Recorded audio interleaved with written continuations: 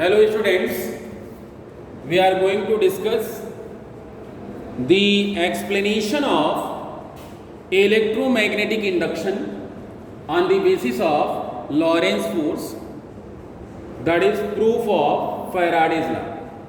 Electromagnetic induction का explanation देंगे और फैराडे लॉ का प्रूफ देंगे। तो फैराडे लॉ है क्या?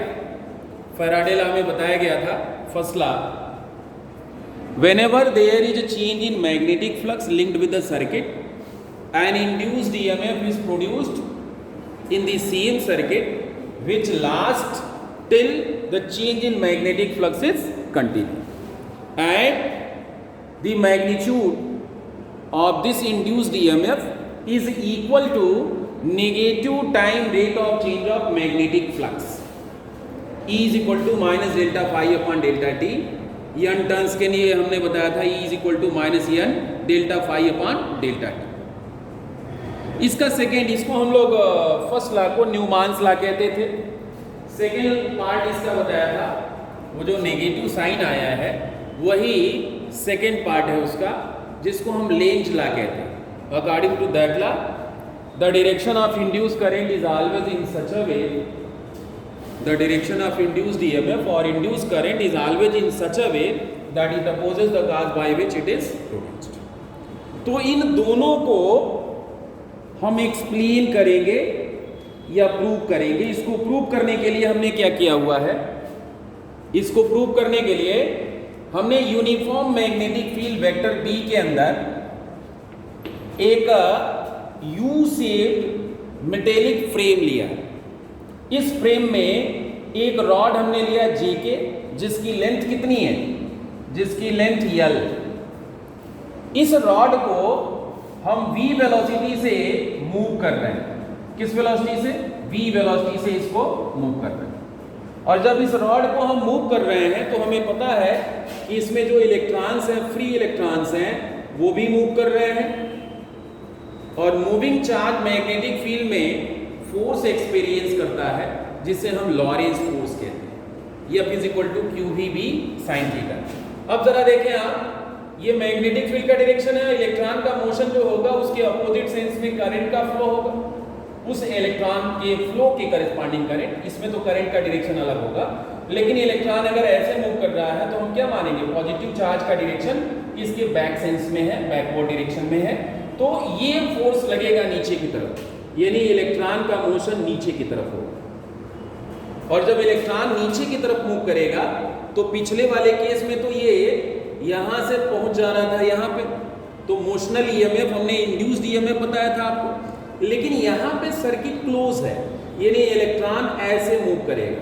ये इलेक्ट्रॉन का फ्लो का सेंस होगा, ये इलेक्ट्रॉन ऐसे मूव करेगा। और जिस सेंस में, यानी क्लॉकवाइज डायरेक्शन में अगर इलेक्ट्रॉन मूव कर रहा है, इसको हम कुछ नाम दे दे रहे हैं एम एन।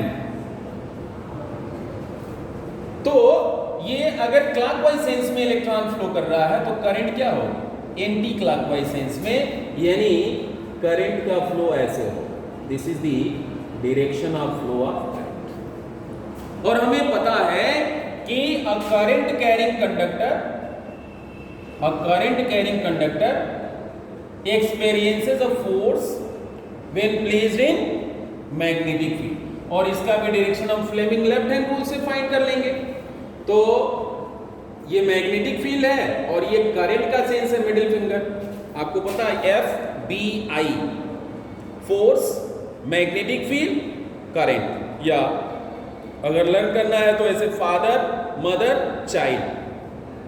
फादर से फोर्स समझ लीजिए, मदर से जो है मैग्नेटिक फील्ड और चाइल्ड से करंट। तो यहाँ ये मैग्नेटिक फील्ड का डायरेक्शन है, ये करंट है, तो फोर्स क्या होगा, बैकवर्ड सेंस में होगा।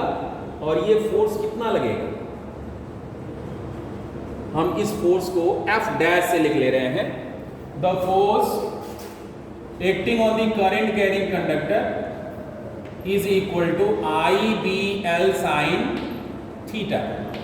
और थीटा की वैल्यू क्या है, current carrying conductor magnetic field के परपेंडिकुलर है, तो IBL साइन थीटा ये हो जाएगा I। अब सवाल ये है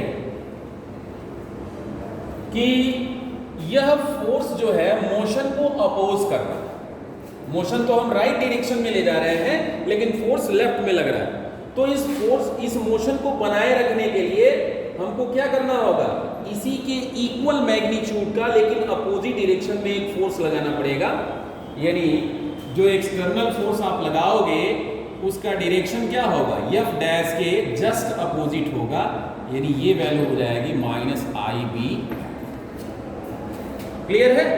ये जो एक्सटर्नल फोर्स है वो इसके अगेंस्ट होगा। अब हम ये मान ले रहे हैं कि इस फोर्स के कारण डेल्टा टी टाइम इंटरवल में ये रॉड जो है शिफ्ट हो करके इसकी न्यू पोजीशन जो बन गई वो बन गई J डैश K डैश, और इस टाइम इंटरवल डेल्टा टी में इसने कितना डिस्टेंस ट्रेवल किया, डेल्टा x। तो वर्क डन क्या होगा, work done by force F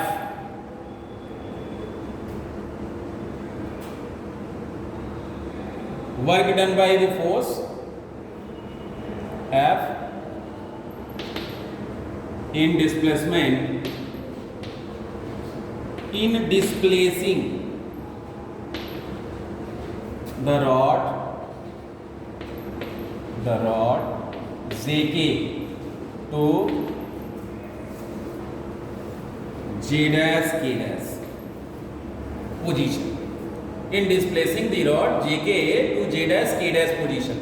JK से J dash K dash position में लाने में वर्क डन कितना होगा, work done is equal to FD cos theta होता है, FS cos थीटा होता है, दोनों जो है एक ही डायरेक्शन में है, इसलिए F डेल्टा x हो जाएगा और ये हो जाएगा IBL, ये F की वैल्यू है और डिस्प्लेसमेंट कितना है, डेल्टा x।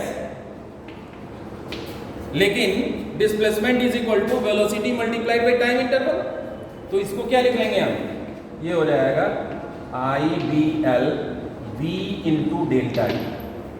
अब यहाँ I इंटू डेल्टा टी क्या होगा, डेल्टा टी टाइम के अंदर इंटरवल में जो चार्ज फ्लो किया है वो हो जाएगा, यानी W इज इक्वल टू हम लिख पाएंगे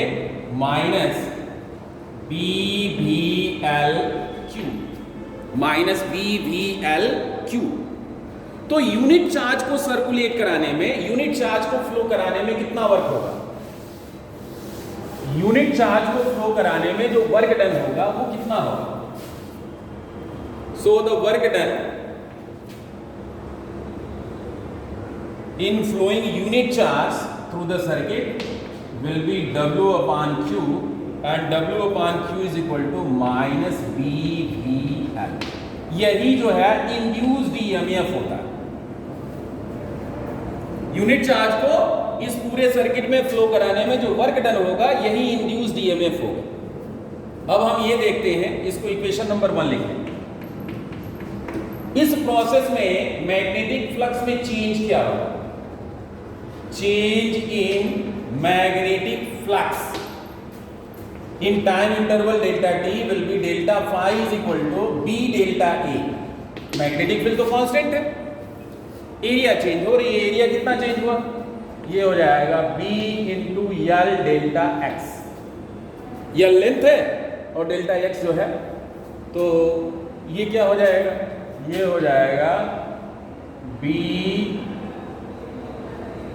हाँ ठीक है, time rate of change of magnetic flux क्या हो जाएगा, so delta phi upon delta t is equal to BL into delta x upon delta, और delta x upon delta t क्या है, यही तो वेलोसिटी है, यानी इसको हम लिख लेंगे BVL। Equation number 2।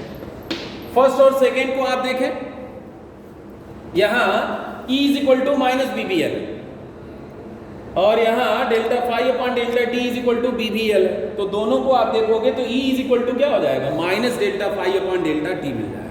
यही फैराडे लॉ है।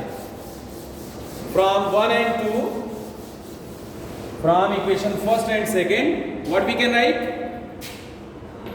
From first and second we में write induced EMF is equal to negative time rate of change of magnetic flux, which is Faraday law of electromagnetic induction.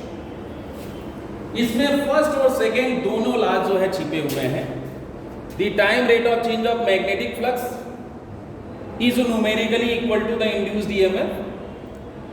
और जो negative है वो ये कह रहा है कि the induced EMF or the induced current opposes the cause by which it is produced.